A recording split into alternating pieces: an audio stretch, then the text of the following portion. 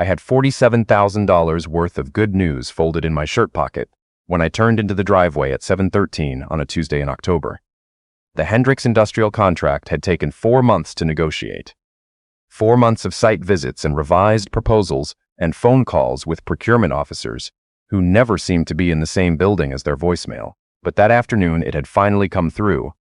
A 3-year maintenance agreement for the conveyor systems and hydraulic press lines at their East Knoxville plant. It was the biggest deal I'd ever closed, bigger than anything I'd been building toward in 12 years of running my own shop.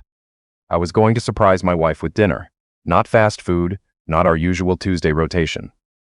I had a reservation at the Italian place downtown with the wine list she'd bookmarked on her phone twice in the past month. I'd even stopped for flowers, which is not something I do on a weeknight, which is exactly why I thought she'd get a kick out of it. Her car was in the driveway when I pulled in. That was the first thing I noticed, because she'd told me at breakfast she had a client dinner and wouldn't be home until 9 or 10. I almost called her right there in the truck, figured she'd come home early for some reason, and I'd just knock and surprise her anyway. Then I saw the second car. It was a silver Mercedes backed tight against the left side of the garage, half hidden behind the Japanese maple we'd planted together 3 years ago. Vanity plate. I didn't recognize it. I sat in my truck for a moment and did what you do when you're hoping for a rational explanation. I ran through the list. Colleague dropping something off. Neighbor whose own driveway was blocked. Some perfectly reasonable thing I wasn't thinking of. But I was already quiet in a way that had nothing to do with thought. I went in through the kitchen door. The lights were off downstairs. No voices. Just the television running upstairs in the bedroom, low and formless. I stood at the bottom of the stairs and listened. The TV wasn't playing anything recognizable. It was on, the way you leave it on to fill space. Underneath it, I could hear something else. I went up slowly, not sneaking, just not in any hurry. We'd kept a large built-in mirror in the hallway when we bought the house. Original to the 1960s, my wife had said, and she didn't want to tear it out. In 12 years of living there, I'd walked past that mirror probably 10,000 times without giving it a second look. The night of October 14th, I walked past it and caught the reflection of our bedroom door, which was open about 6 inches. I stopped. I don't know exactly how long I stood there. 30 seconds, maybe longer. I was still holding the flowers. My shirt pocket still had the contract in it. My work boots, the ones with the cracked toe box I'd been meaning to replace since August, were quiet on the hardwood floor. Then I turned around, went back downstairs, filled the kettle, and set it on the burner. I'm not a patient man by nature. Anyone who's worked with me will tell you that. I've got a temper I've spent years learning to manage, with mixed results. But standing there watching the orange glow under the kettle, I felt something settle in me that was colder than anger and heavier. It was the feeling of a question finally getting answered when you'd spent months trying not to ask it. 10 minutes later, I heard footsteps on the stairs. He came through the kitchen doorway and stopped when he saw me. Tall man, 50 or so, with the tan that comes from resort elevations rather than rooftops. Dress shirt half untucked. He had the look of someone who expected rooms to arrange themselves around him and was recalibrating fast. I had 2 mugs on the table, coffee in both. "There's a cup there if you want it," I said. I didn't look up from mine. He started to say something. I don't know what. Something about misunderstandings, probably, or explanations. Or the particular kind of sentence that begins with, "I think you should know." "Don't," I said, flat, not loud.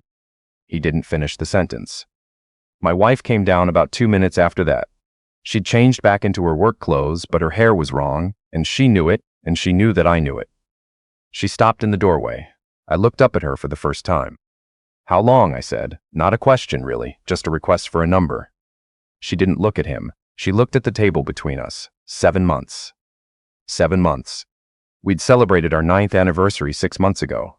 She'd cried at dinner. She'd reached across the table and taken my hand and said she felt lucky. I stood up, carried my mug to the sink, and looked out the window at the backyard. "I need you both to leave tonight," I said. "I'll have someone reach out about the rest." That was all. No broken dishes. No voice raised above conversation level. I waited by the sink until I heard the front door close, and then I poured the untouched second mug of coffee down the drain and stood there for a while in the dark. The flowers were still on the counter. I put them in water because I didn't know what else to do with them. I called Arlo that night around 10. We've been friends since we were 18, grew up 6 blocks apart in the same part of East Knoxville. He runs a body shop now and answers his phone at any hour because, as he always says, a car that won't start doesn't care what time it is. Talk, he said when he picked up. I told him everything. There was a long pause on his end. Then, you need me to come over? No, but I need the name of that attorney you mentioned. Vickers. Harrison Vickers. Yeah, he handles family stuff now too. You sure you're okay? I'm not sure of anything right now. That's why I need the attorney. I met with Vickers the following afternoon. He was a compact, careful man who took notes with an actual pen and asked questions in the order that made sense rather than the order things occurred to him. I laid out the full picture. He listened without expression until I got to the part about Pemberton and Associates. 3 weeks before all of this, I'd noticed a charge on our joint checking account, $2,800, listed to a firm called Pemberton and Associates. I'd asked my wife about it over dinner. She'd said it was a retainer her company sometimes used for commercial lease reviews. I'd nodded and moved on because I had 3 bids due that week and I wasn't looking for a problem. While Vickers watched, I pulled up Pemberton and Associates on my phone. Family law, exclusively family law, divorce and custody and asset division, nothing about commercial leases. Vickers set down his pen. When does your equipment financing close? 6 weeks. And she's a signatory on the joint account. She is. He nodded. He didn't say anything for a moment, which is the thing about good attorneys. They know when silence does more work than words. The $80,000 financing I'd been working toward for 8 months would become a marital asset the moment it hit, as long as we were still legally married. She hadn't filed yet. She was waiting. She had been managing her timeline around mine, and I hadn't known it because I hadn't been looking. 7 months of Sunday mornings. 7 months of, I love you. 7 months of sitting across the kitchen table from me while she worked the angles. The affair I could begin to understand, even if I'd never forgive it. People get lonely. People make stupid choices. But this, the planning, the patience, the calculation, that was something else. That was a person deciding that what I'd built was a resource to be divided, and timing the extraction for maximum yield. I drove home from Vickers's office and sat in my truck in the driveway for 20 minutes before I went inside. 4 days after I'd asked them to leave, my wife called and said she wanted to discuss arrangements. I told her to have her attorney contact Vickers and hung up. 2 days after that, her boss called me from a number I didn't recognize. His name was Coleman Draper, senior partner at a commercial real estate brokerage that had been operating in Knoxville for about 15 years. I'd met him exactly twice, at a company holiday party and at a charity fundraiser where he'd shaken my hand while looking at the person standing behind me. My wife had spoken of him the way people speak of institutions, as a fact of her professional life, not quite a person. I think we should have a conversation, he said, man to man. I'm listening, I said. This situation has gotten more complicated than anyone wants. I have a family, a standing in this community. There's no reason for any of this to become something it doesn't need to be. I didn't make it what it is, I said. A pause. When he spoke again, his register had shifted slightly, easier, like he'd practiced this version. I have relationships across this city, people who sit on licensing boards, people who process contract reviews for industrial maintenance work. City procurement isn't as straightforward as it might look from the outside. You understand what I'm saying? I understood exactly what he was saying. I'll think about it, I said, and hung up. Then I called Arlo. Arlo has a remarkable memory for things people say in passing. He stores it all, complaints aside, half-finished stories, and never seems to know he's doing it until someone needs something. That guy from Caldwell Properties, I said when he picked up. The one who came into the shop last year.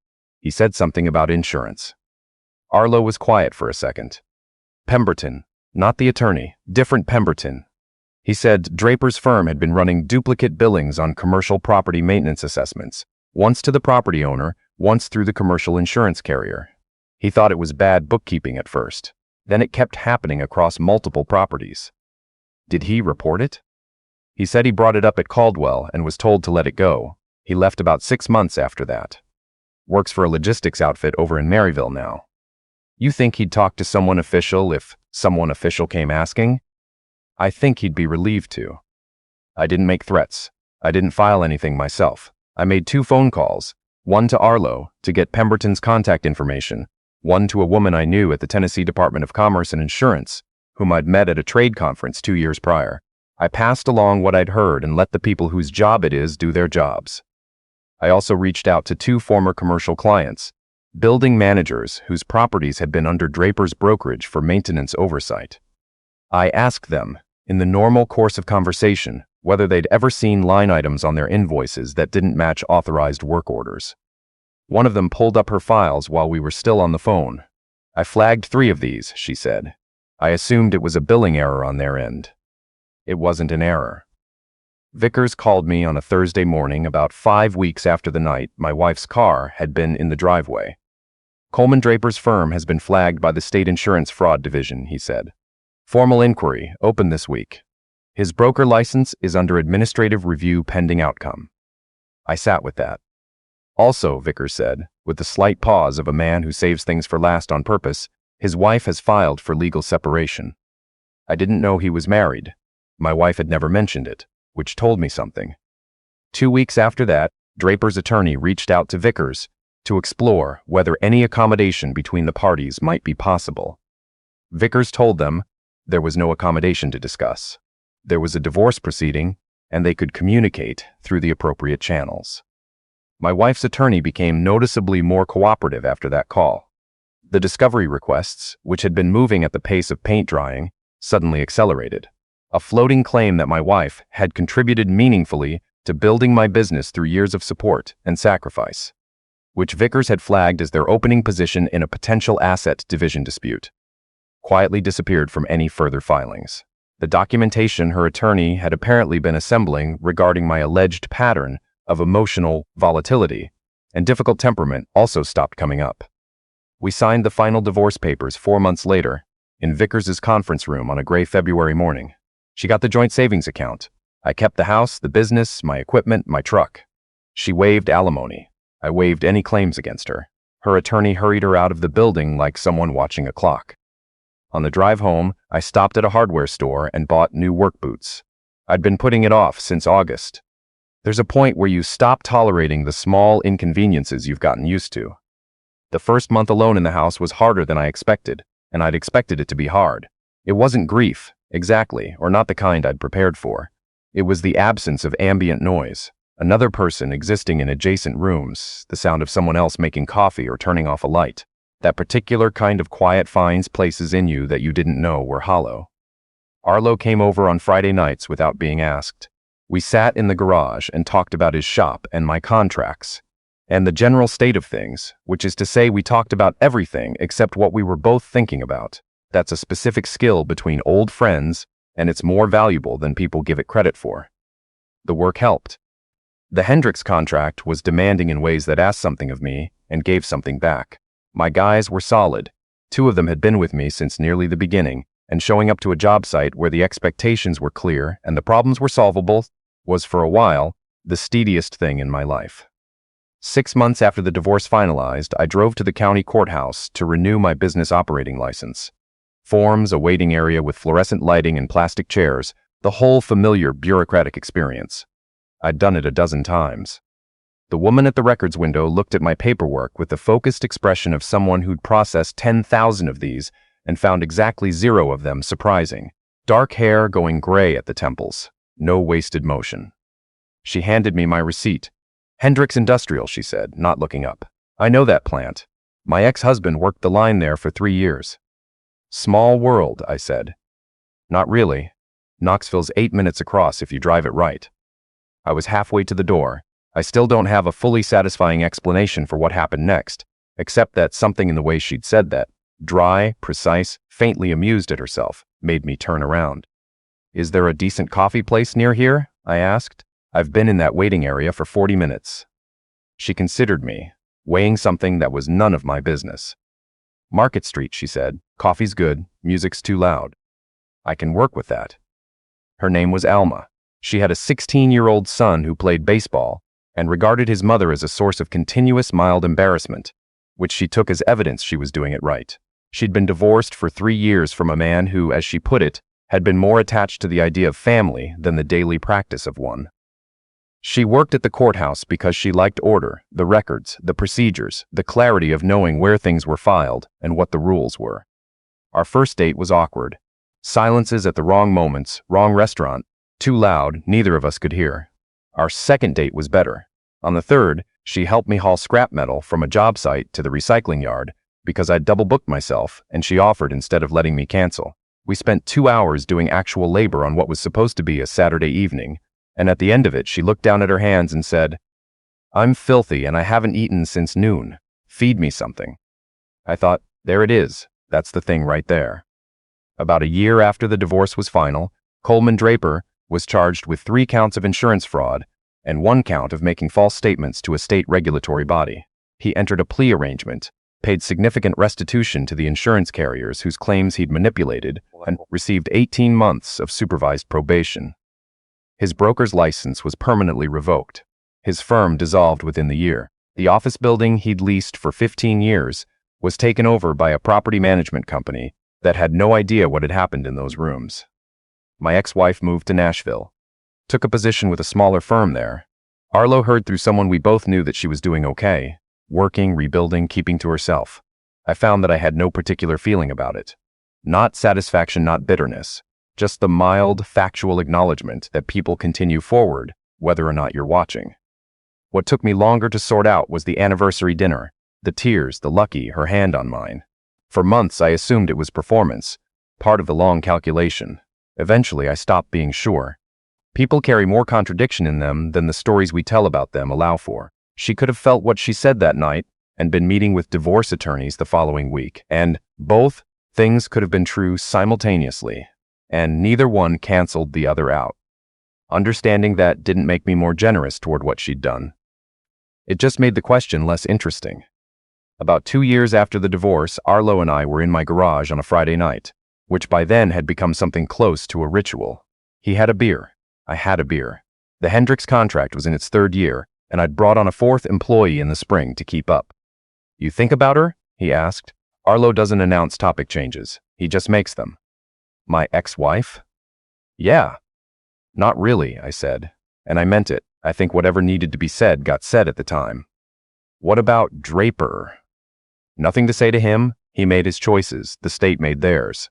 I turned the bottle in my hands. That's the complete story. Arlo nodded. Then after a while, "You know what I keep coming back to?" "The coffee," I said. "The coffee." He shook his head slowly. "I've thought about that probably 60 times. You went downstairs and made coffee. I would have lost my entire mind." "Different wiring," I said. "Were you scared?" I thought about it honestly. On the stairs. Before I got to the mirror, I was scared it was going to be something I could have missed if I'd just stayed in the truck and called her. I looked at the garage floor for a moment. After I saw it, the scared part went away. I just knew what I was dealing with. And knowing was better. Knowing is always better, even when what you know is worse. He raised his bottle. I raised mine. That was enough said. Alma and I got married 14 months after we met, in her backyard in late September, with her son standing beside her and Arlo standing beside me, and about 20 people seated in folding chairs on the grass. Her son had grown nearly 4 inches since the courthouse, and was starting to talk seriously about college, which Alma was managing the way she managed most things, by building spreadsheets and pretending they made her feel better. I found that charming. She told me I was biased. She was right. I'm not apologizing for it. What I know now that I didn't know before, or maybe knew but had let someone talk me out of, is that stability is not a consolation prize. My ex-wife had implied, in the way people imply things without saying them, that what I offered was steady but not exciting, sufficient but not aspirational. I'd carried that judgment around longer than I should have, turned it over when I was alone, tried on the possibility that she was right. Alma thinks stability is the most valuable thing a person can offer. She thinks this because she spent years without it and knows what the absence of it actually costs. We don't agree on everything. We disagree regularly, sometimes loudly, and then we figure it out and move on. But we have never once been unclear about what we're building together or why it matters. Some lessons cost more than others. The ones that cost the most tend to hold. Last winter I found an old photo in the back of my desk drawer while I was looking for a receipt. The 2 of us at the anniversary restaurant, her eyes wet, smiling, the candle between us. I held it for a moment. Not long. Then I set it in the recycling bin under some junk mail, went to the kitchen, and made coffee. Not as a gesture, not for dramatic effect. Just because it was time to stop carrying something I'd been carrying long enough.